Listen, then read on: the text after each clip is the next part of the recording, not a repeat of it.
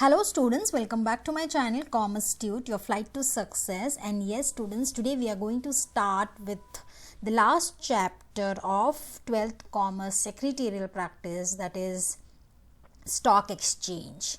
Today in this video students, we are going to understand the meaning and definition of stock exchange, stock market आप बोल सकते हो, ठीक है.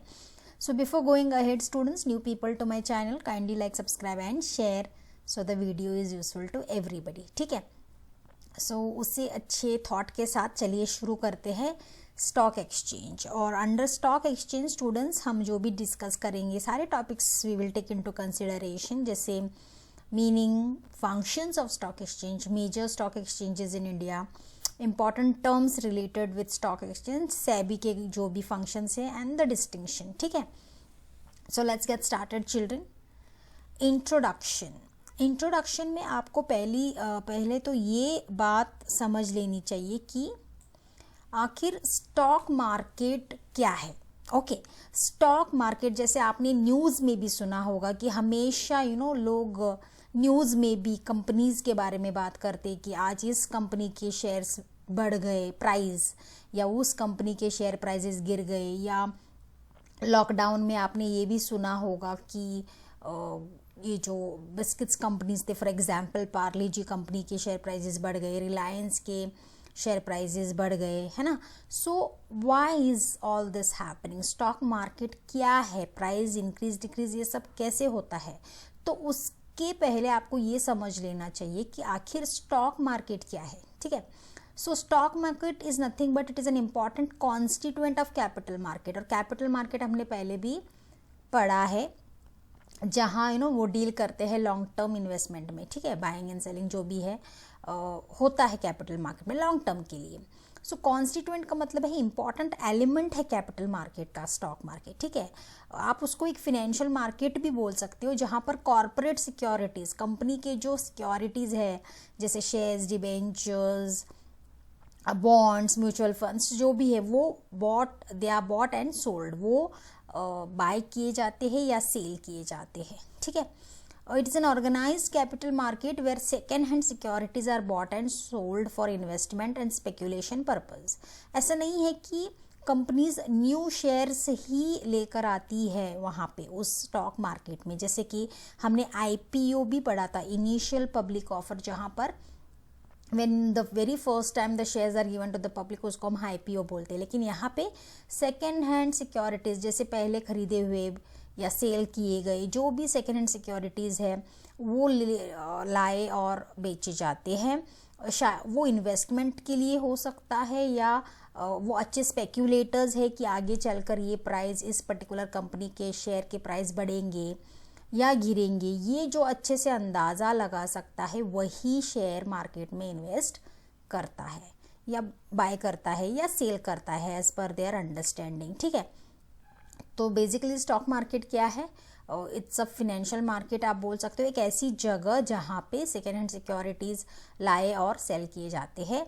लेकिन यहाँ पर और एक चीज़ आपको याद रखना है कि ये लिस्टेड सिक्योरिटीज़ ही होते हैं. ओनली लिस्टेड सिक्योरिटीज़ मतलब वही सिक्योरिटीज़ जो लिस्टेड होते हैं वही ट्रेड होते हैं स्टॉक एक्सचेंज मार्केट में. ऐसा नहीं है कि ऐसे ही कोई आकर वहाँ ट्रेड करता है, दे शुड बी लिस्टेड. अभी लिस्टेड सिक्योरिटीज़ का मतलब क्या है कि securities those are included in the trading list of the stock exchange.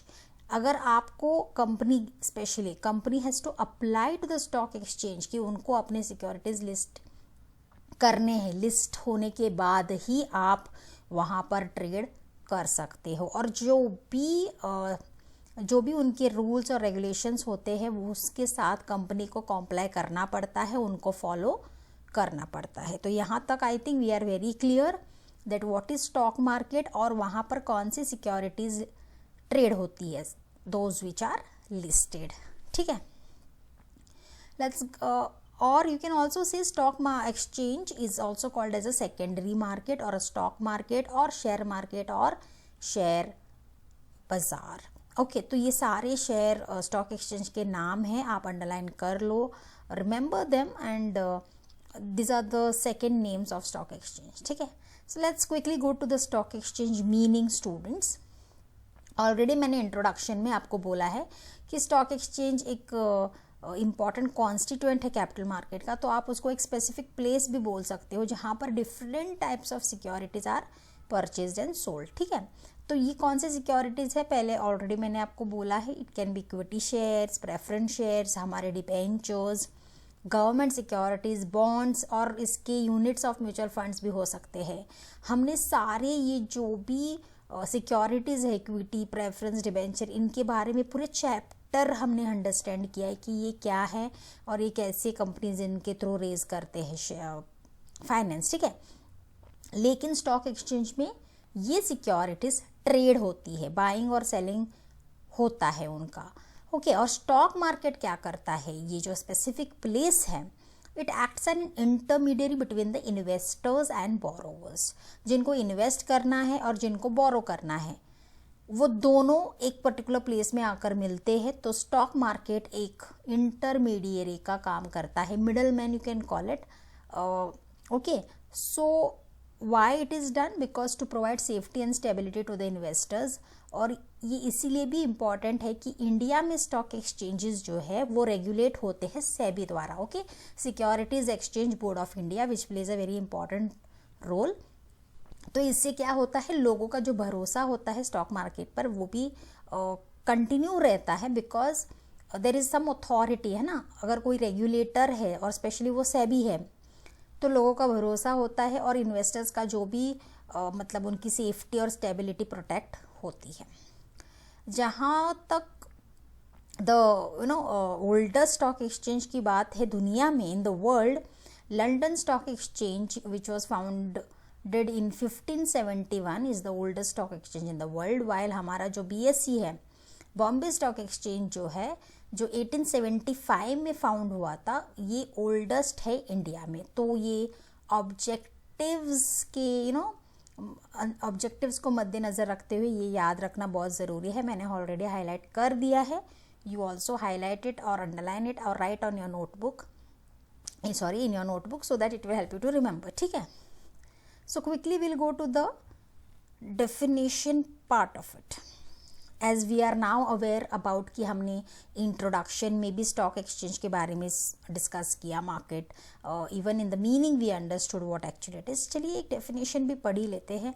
According to the securities contract regulation act 1956, the term stock exchange is defined as an association, organisation और body of individuals. आप उसको एक association बोलो या एक full flashed organisation बोलो या एक बॉडी ऑफ इंडिविजुअल्स बोलो, जो आइदर इनकॉर्पोरेटेड और नॉट, लेकिन इस्टेब्लिश होते हैं और उनका ऑब्जेक्टिव होता है the purpose of assisting, regulating, controlling of business in buying and selling and dealing in securities. मतलब वो लोगों को असिस्ट करते हैं और रेगुलेट करता है, सेबी उसको कंट्रोल करते हैं, बिजनेस बाइंग और सेलिंग ऑफ सिक्योरिटीज़ वहाँ पर होते हैं, इन्वेस्टर आता है, बोरोवर आता है.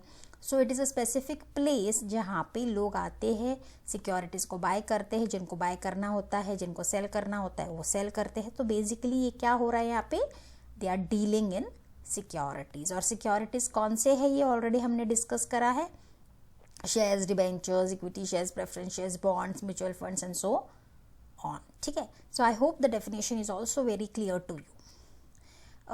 Husband and Dockeray have defined stock exchange as follows. अभी और एक डेफिनेशन है, बहुत शॉर्ट है और ईजी टू रिमेंबर भी है. आप दोनों में से एक याद कर सकते हो. जब भी कोई भी क्वेश्चन आता है स्टॉक एक्सचेंज के ऊपर, शुरुआत मीनिंग और डेफिनेशन से ही करना, so that you will get a very good impression the people who are evaluating for sure. ठीक है, so let's see what husband and dockery say. Stock exchanges are privately organized market which are used to facilitate trading in securities. ये बहुत ही clear cut और straight away answer है या definition है, आप बोल सकते हो. वो बताते हैं कि स्टॉक एक्सचेंज जो है वो प्राइवेटली ऑर्गेनाइज्ड मार्केट है, लेकिन काम क्या करता है, it helps in trading in security. So as simple as that है ना students. So today I think we got to know a little bit of glimpse. हमको थोड़ा सा स्टॉक मार्केट का अंदाज़ा हो गया है. Okay, so that's it children in this video. I hope your concept got little bit more clear today. So in the next video we'll come with the features for short. So thank you so much students. See you soon in the next video. Till then, take care. Thank you so much.